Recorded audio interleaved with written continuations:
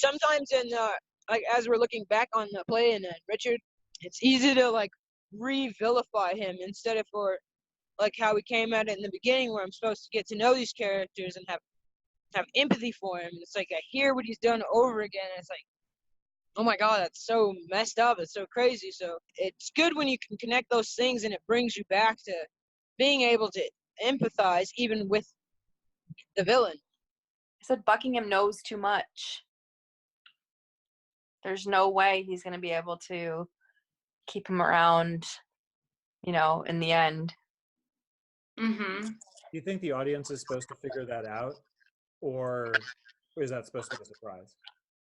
I don't know that Shakespeare ever has, like, I don't know that he wants people to figure things out or not figure them out, but I think about different audiences, right? So, like, if you look at our audience in the Valley, if they were able to like really follow everything that was going on with all the different characters, right? And there's a lot going on. Like, I don't even remember all this crap, right?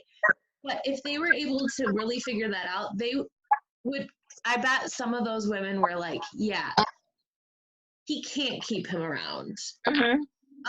Because it's survival, right? And some people don't have to think like that. Right.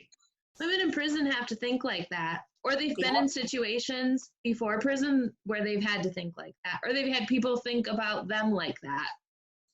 So question then for anyone present and or Richard, if you're keeping someone around because they're useful to you, they know too much, whatever it is, how do you know when it's time to cut them loose?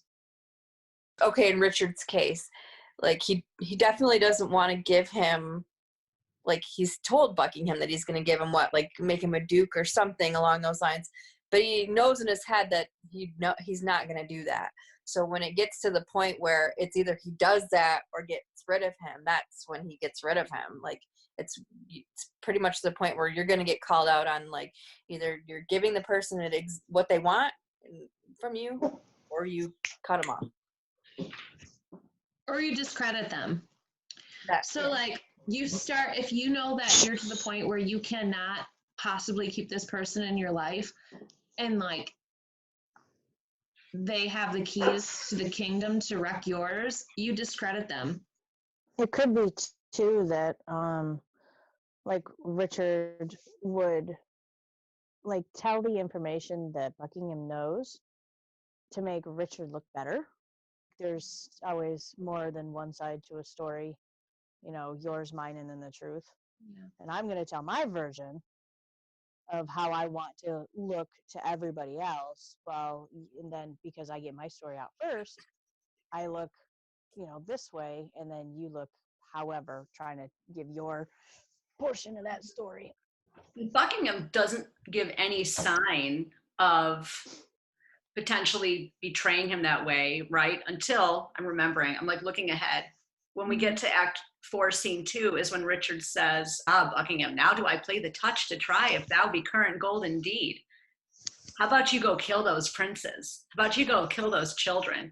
And Buckingham's like, give me some little breath, some pause, dear Lord, before I positively speak on this. I will resolve you here and presently. And Richard looks at the audience and says, I will converse with iron-witted fools and unrespective boys, which Michaela rightly would not cut. None are for me that look into me with considerate eyes. High-reaching Buckingham grows circumspect. So what I'm thinking about is there's this sort of obvious mafia thing.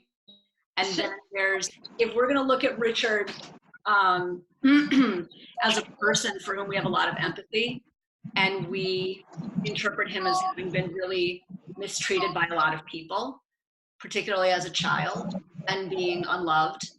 And Buckingham is talking all the time about his loyalty, his love for him, and all of this. And I wonder if for Richard, it's like, how far can I push you before you're just like everybody else? Do you know what I mean?